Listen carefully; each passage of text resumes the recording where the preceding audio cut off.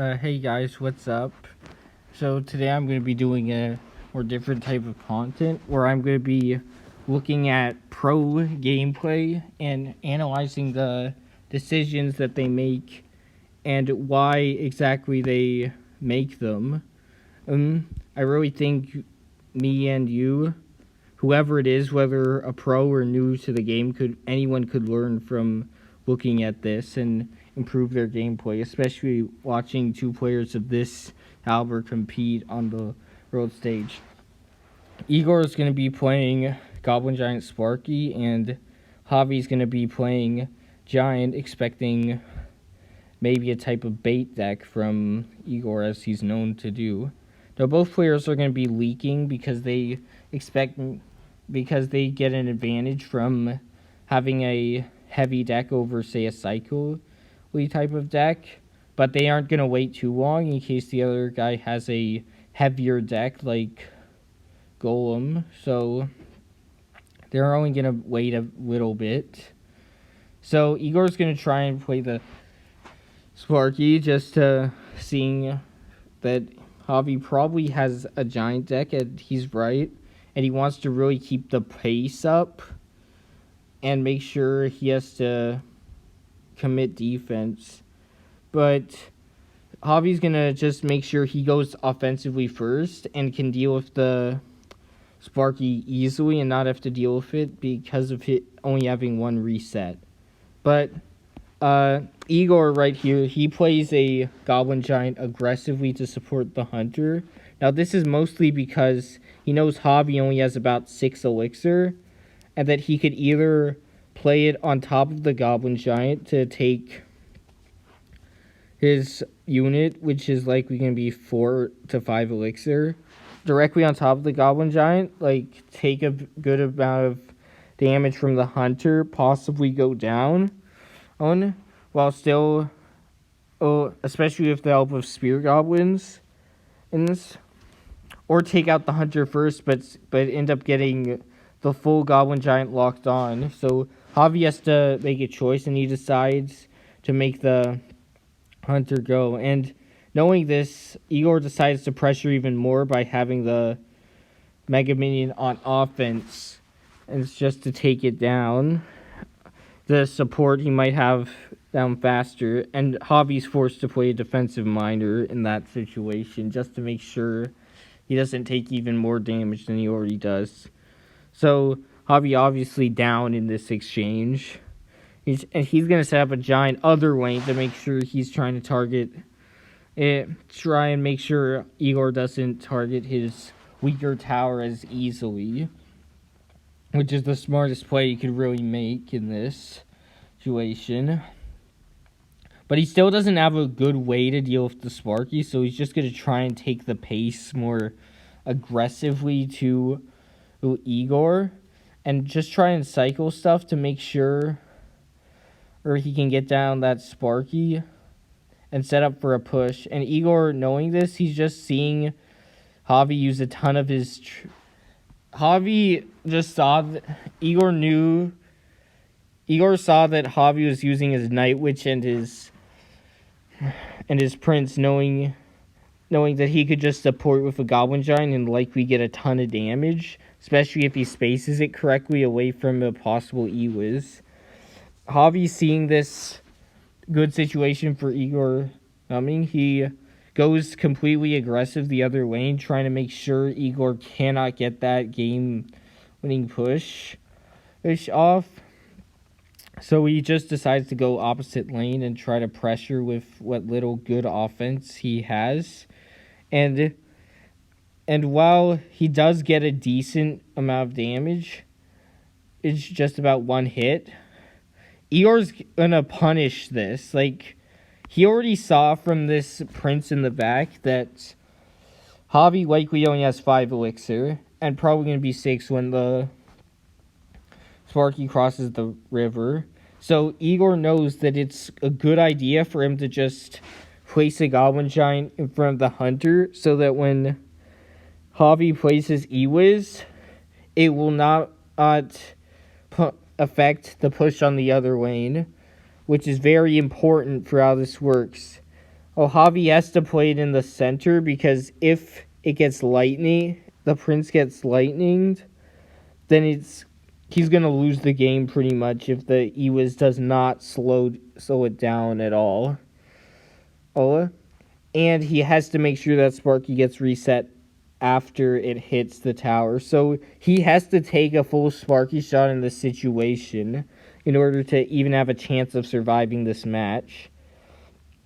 Because as much as the crowd thought he misplayed, he wanted that Sparky to hit. He wanted it to hit in order for him to get the best shot of stopping either of his towers from going down.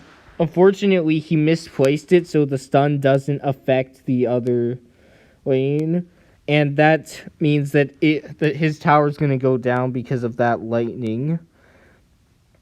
And Igor's going to walk away with a great win, just making sure that Javi has pretty much no options at all when it comes to defending, and Igor's guaranteed to get a good amount of damage either lane.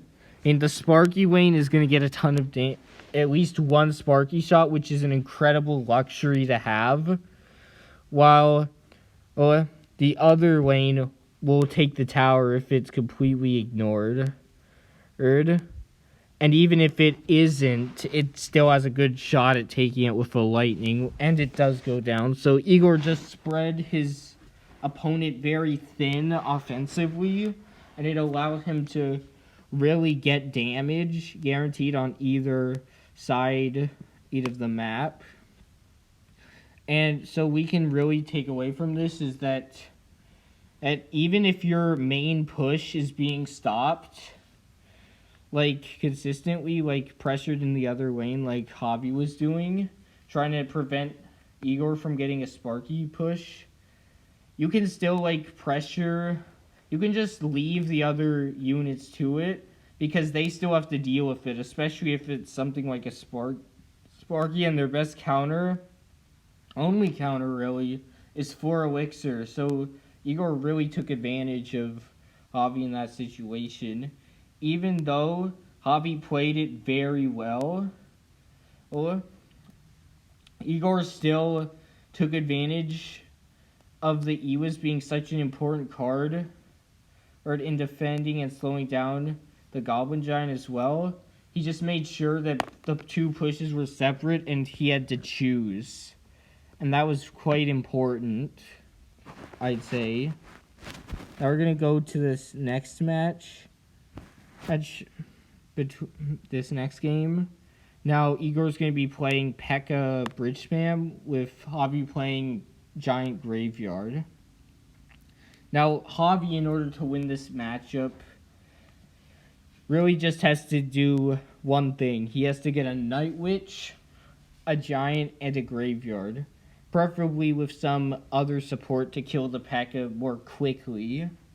And because Egor cannot poison, if he poisons one, he basically will get hugely punished by the other because the P.E.K.K.A. will die or his tower will take heavy damage because of the lack of poison on the Graveyard. And the Night Witch being able to put bats up easily. So Egor is going to be super aggressive, just trying to make sure Javi can't get a full elf giant with a full set of support behind the giant when he does the Graveyard. So right now, Igor's just trying to bring, get some value out of his Magic Archer, as well as maybe get some poison value on the Musketeers. But he isn't using his poison right now. Because after seeing the Dark Prince, maybe even before that, he knows that he's playing Graveyard and that there's no way a player of Javi's skill wouldn't punish him for that in some way. Most likely with a Graveyard on offense. Now, Egor is just going to leak here because he wants Javi to make the first move so Egor can set up his defend his cycle according to what Javi is playing. He's gonna play the Magic Archer here, and seeing that Javi just played a Musketeer and a Poison, Egor sees this, setting up a Bandit in the back, trying to build some elixir. He puts the P.E.K.K.A first. He puts it in front, knowing that he has a good elixir advantage, and since it's going to hit double, he has to keep the pressure on. As you can see, when the Giant is crossing the river, Javi has to spend a ton of elixir to make sure this P.E.K.K.A doesn't kill the Giant, or not really kill it as much as make sure it doesn't do a ton of damage to his tower. While his Giant, he has almost no elixir, so he can't support this Giant at all. And the Giant is super low, so he's going to be super easy to take down, especially with Egor's elixir. And he could use a Magic Archer to really deal with this Night Witch and Musketeer, which is exactly what he's doing. He's setting up his cycle to defend whatever Javi has to use. And seeing that this Night Witch had to be played by Javi to defend here, Egor has a 7 elixir advantage. Just by doing that, he puts a P.E.K.K.A aggressively in front of this Magic Archer, and it gets a ton of a lock with the Ewiz, is because of the huge elixir deficit Javi is at. And even though the Giant does do some damage, Egor still wins this exchange by a mile, because he does have the elixir advantage still. Oh, look at this. You see, he does play the Poison and Zap here on defense to mostly take care of the Magic Archer and Battle Ram. Now, this may seem really awkward defense. It is, but Javi wants to save his Night Witch. He will have to use his Dark Prince, but he wants to have his Night Witch so that he could get a good push at some point in this match fairly freely. Now, Egor's mostly just going to keep cycling. And once he sees that Musketeer in the back, he knows Javi wants to set up a push, especially knowing that the Night Witch is in his hand, and that he likely will not be able to defend effectively if he just waits around and lets Javi do his thing. So,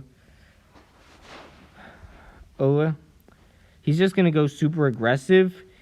He's going to send everything, because he knows there's only a certain window of timing that Giant can be dropped. So he's going to play everything, including a Battle Ram and all that. And that Magic Archer is still going to do a ton of damage to it. And even when it's crossing the river, he's still pushing on the other lane, making sure all his possible support units are being extended on the other lane. And so that he could use a Magic Archer on defense to cleanly get rid of both of them, as well as setting up himself up for more value on offense. And again, that Magic Archer is going to get rid of the Musketeer fairly cleanly as well. And Egor, seeing that Musketeer, he's going to go aggressive. Again, he's going to place it on a more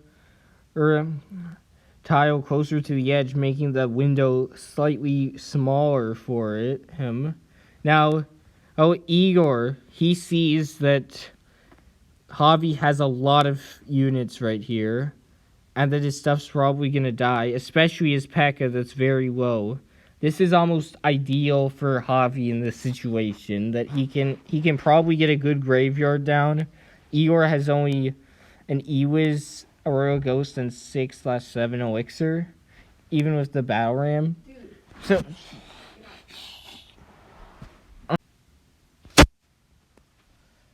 So even with the Battle Ram, he's still, and look at this, so this is very important. So Egor sees that there is a great situation for Javi to graveyard, so he's just pressuring the other lane to make sure Javi has to spend a Musketeer and a log, so that he doesn't lose his tower, obviously, since his push is way faster. But Egor does have to use a P.E.K.K.A. to defend all of this, which is a huge opportunity for Javi nonetheless. So props to Javi for getting a good opening here in a rather tough situation. So, but he has to graveyard here because even though the giant is taking a ton of damage, he still has to do it because of the time left.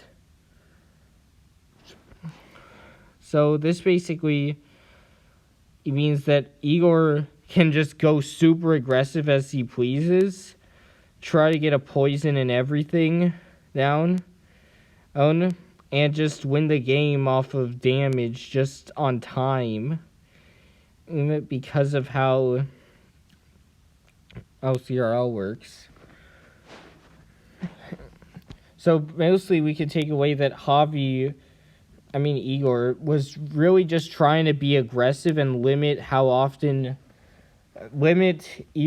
Javi's ability to successfully set up a push at all in any moment. So Javi was only able to get one moderately successful giant graveyard push going in the whole time in double elixir and triple. So Egor really played it pretty much perfectly. That matchup, it was very well played as a result of just how he made sure Javi couldn't play the deck comfortably as it should be. So I hope you guys enjoyed this video. Please comment below on any suggestions you would like to see in the future. As always, thank you for watching. It really means a lot.